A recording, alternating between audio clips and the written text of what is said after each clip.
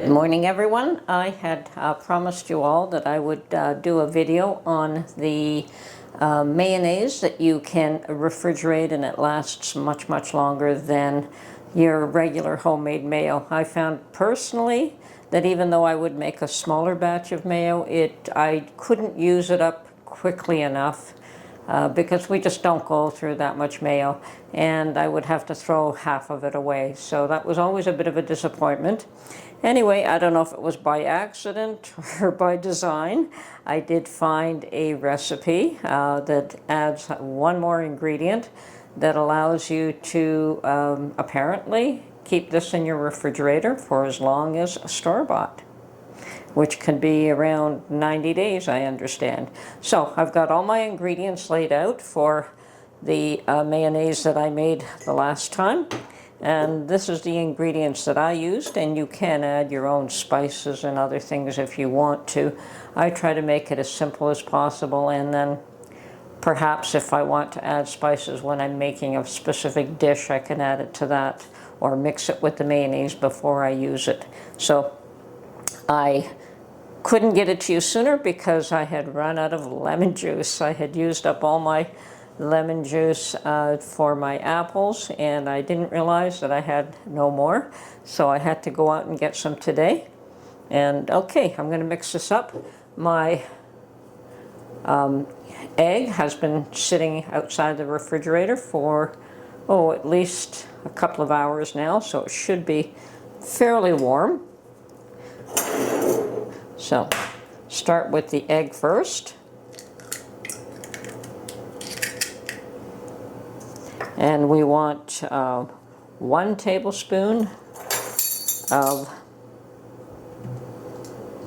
red vinegar.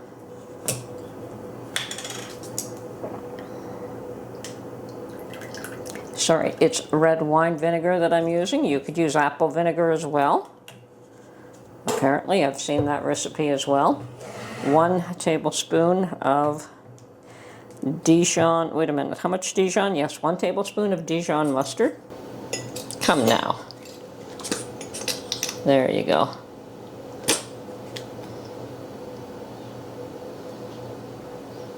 Okay.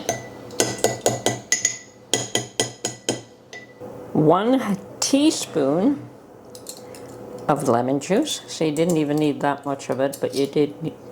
I prefer to not omit ingredients when I have not made these recipes for a long time, and you know, you can change them up, but I think that the lemon juice was fairly important anyway, so I wanted to make sure I had some. And of course, I have a new tab here. Okay. So 1 teaspoon of lemon juice. Done.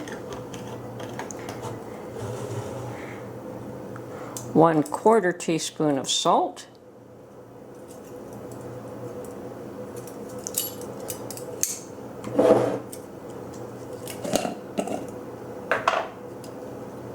And I'm just mixing all of this up in a wide mouth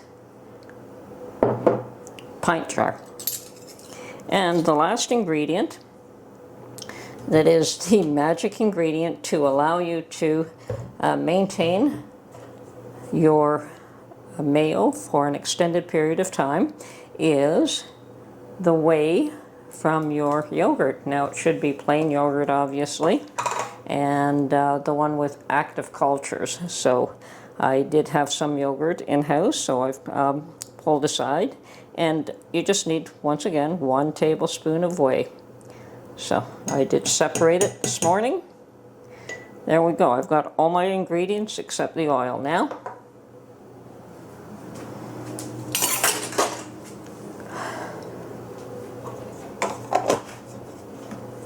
Now the recipe does call for a cup of oil, and because I like to make a smaller amount anyway, I've only added, just a little over half a cup, I think, the last time around, and it worked out just fine.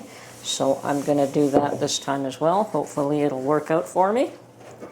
So I've got my canola oil. You want a light oil that doesn't have any heavy flavor. I mean, I use a lot of olive oil, but I don't think it's all that suitable for making your mayo. So that is a 1 cup measurement. I'm going to do about approximately half of this. Okay. Once again, I still don't want a large batch. And we just pour this on top.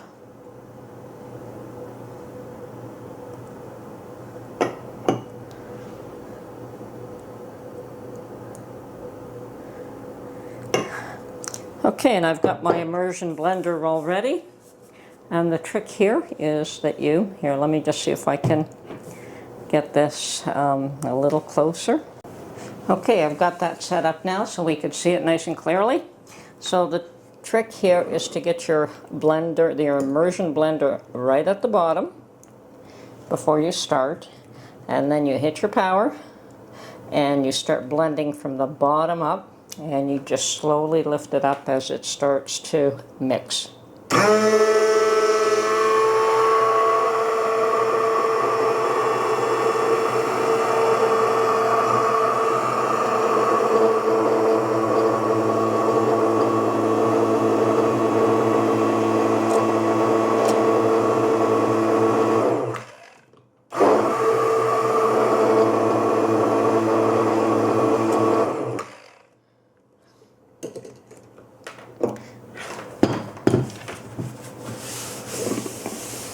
Now, that turned out to be just slightly thinner than when I made it without the whey, but as we let it settle and sit for a few hours, it should thicken up.